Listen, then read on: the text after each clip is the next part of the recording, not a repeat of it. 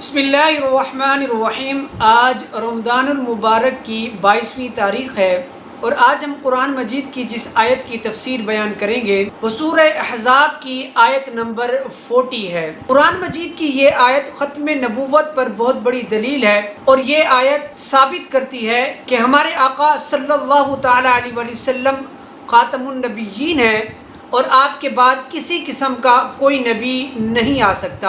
اللہ تعالیٰ قرآن مجید میں ارشاد فرماتا ہے، اعوذ باللہ من الشیطان الرجیم، بسم اللہ الرحمن الرحیم، ما کان محمد ابا احد من رجالکم ولکن رسول اللہ وخاتم النبیین وکان اللہ بکل شیء علیما۔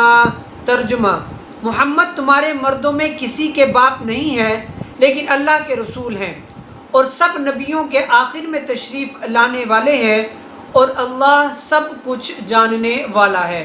تفسیر: ما کان محمد ابا احد من رجالکم، محمد تمہارے مردوں میں کسی کے باپ نہیں ہے کے تحت مفتی صاحب فرماتے ہیں، جب سرکار دو عالم صلی اللہ تعالیٰ علیہ وسلم نے حضرت زینب رضی اللہ تعالیٰ عنہا سے نکاح فرما لیا تو کفار و منافقین یہ کہنے لگے کہ آپ نے اپنے بیٹے کی بیوی سے نکاح کر لیا ہے۔ اس پر یہ آیت نازل ہوئی، ارشاد فرمایا گیا کہ حضور اقدس صلی اللہ تعالیٰ علیہ وسلم تم میں سے کسی کے باپ نہیں، تو حضرت زید رضی اللہ تعالیٰ عنہ کے بھی آپ حقیقت میں باپ نہیں، ان کی منکوہ آپ کے لیے حلال نہ ہوتی۔ یاد رہے، حضرت قاسم، طیب، طاہر اور ابراہیم رضی اللہ تعالی عنہم حضور اکرم صلی اللہ تعالی علیہ وسلم کے حقیقی فرزند تھے، لیکن وہ اس عمر کو نہ پہنچے کہ انہیں رجال یعنی مرد کہا جائے، کیونکہ وہ بچپن میں ہی وفات پا گئے تھے۔ آیت میں مذکر اولاد کی نفی نہیں بلکہ رجال یعنی بڑی عمر کے مردوں میں سے کسی کے باپ ہونے کی نفی ہے۔ ولیکن رسول اللہ، لیکن اللہ کے رسول ہے۔ آیت کے شروع کے حصے میں فرمایا کہ محمد مصطفیٰ صلی اللہ تعالی علیہ وسلم مردوں میں سے کسی کے باپ نہیں، لیکن جیسے جسمانی باپ ہوتا ہے ایسے روحانی باپ بھی ہوتا ہے۔ تو فرما دیا کہ اگرچہ یہ مردوں میں سے کسی کے جسمانی باپ نہیں ہیں لیکن روحانی باپ ہے، یعنی اللہ کے رسول ہیں۔ تو آیت کے اس حصے سے مراد یہ ہوا کہ تمام رسول امت کو نصیحت کرنے، ان پر شفقت فرمانے، یوں ہی امت پر ان کی تعظیم و توقیر اور اطاعت لازم ہونے کے اعتبار سے امت کے باپ کہلاتے ہیں، لیکن ان کے حقوق حقیقی باپ کے حقوق سے بھی زیادہ ہوتے ہیں۔ وخاتم النبیین، اور سب نبیوں کے آخر میں تشریف لانے والے ہیں کے تحت مفتی صاحب فرماتے ہیں، یعنی محمد مصطفیٰ صلی اللہ تعالی علیہ وسلم آخری نبی ہیں کہ اب آپ صلی اللہ تعالی علیہ وسلم کے بعد کوئی نبی نہیں آئے گا اور نبوت آپ پر ختم ہو گئی ہے۔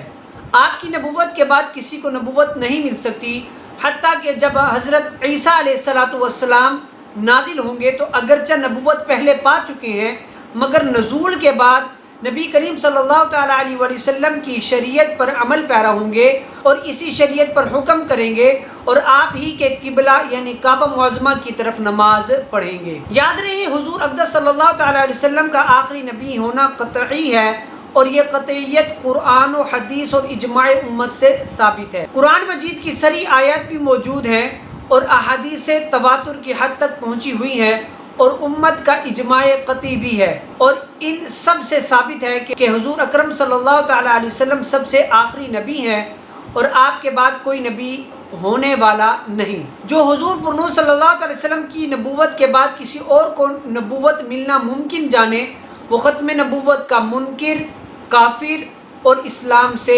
خارج ہے۔ ختم نبوت کے متعلق 3 احادیث آپ کی خدمت میں پیش کرتا ہوں۔ حضرت ابو ہریرہ رضی اللہ تعالیٰ عنہ سے روایت ہے کہ نبی کریم صلی اللہ تعالیٰ علیہ وسلم نے ارشاد فرمایا، میری مثال اور مجھ سے پہلے انبیاء علیہ السلام کی مثال اس شخص کی طرح ہے جس نے بہت حسین و جمیل ایک گھر بنایا مگر اس کے ایک کونے میں ایک اینٹ کی جگہ چھوڑ دی۔ لوگ اس کے گرد گھومنے لگے اور تعجب سے یہ کہنے لگے کہ اس نے یہ اینٹ کیوں نہ رکھی۔ پھر آپ صلی اللہ تعالیٰ علیہ وسلم نے ارشاد فرمایا، میں قصر نبوت یعنی نبوت کے محل کی وہ اینٹ ہوں اور میں خاتم النبیین ہوں۔ حضرت ثوبان رضی اللہ تعالیٰ عنہ سے روایت نبی کریم صلی اللہ تعالیٰ علیہ وسلم نے ارشاد فرمایا، بے شک اللہ عز و جل نے میرے لیے تمام روئے زمین کو لپیٹ دیا اور میں نے اس کے مشرقوں اور مغربوں کو دیکھ لیا۔ اور اس حدیث کے آخر میں ارشاد فرمایا کہ عنقریب میری امت میں 30 کذاب ہوں گے، ان میں سے ہر ایک گمان کرے گا کہ وہ نبی ہے، حالانکہ میں خاتم النبیین ہوں اور میرے بعد کوئی نبی نہیں ہے۔ حضرت انس رضی اللہ تعالیٰ عنہ سے روایت ہے کہ نبی کریم صلی اللہ تعالیٰ علیہ وسلم نے ارشاد فرمایا، بے شک رسالت اور نبوت ختم ہو گئی، اب میرے بعد نہ کوئی رسول ہے نہ کوئی نبی۔ یہ تھی قرآن مجید کی آیت کی تفسیر، جس میں واضح طور پر بیان کیا گیا کہ نبی کریم صلی اللہ تعالیٰ علیہ وسلم خاتم النبیین ہے اور آپ کے بعد کوئی نبی کوئی رسول نہیں آ سکتا۔ جو بھی ختم نبوت کا منکر ہوگا وہ کافر اور اسلام سے خارج ہے۔ اب یہاں میں ایک فرمان مصطفیٰ صلی اللہ تعالیٰ علیہ وسلم بھی بیان کرتے ہیں۔ چنانچہ حضرت ابو ہریرہ رضی اللہ تعالیٰ عنہ نے فرمایا کہ نبی کریم صلی اللہ تعالیٰ علیہ وسلم نے ایک شخص کو پیٹ کے بل لیٹے ہوئے دیکھا، فرمایا اس طرح لیٹنے کو اللہ تعالیٰ پسند نہیں فرماتا۔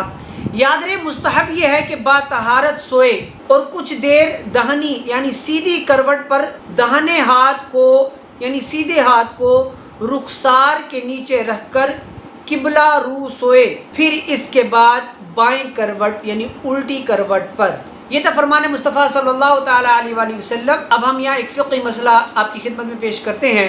کان میں پانی چلا گیا جب بھی روزہ نہیں ٹوٹا، بلکہ خود پانی ڈالا جب بھی نہ ٹوٹا۔ البتہ کان کا پردہ پھٹا ہوا ہو تو کان میں پانی ڈالنے سے حلق کے نیچے چلا جائے گا اور روزہ ٹوٹ جائے گا۔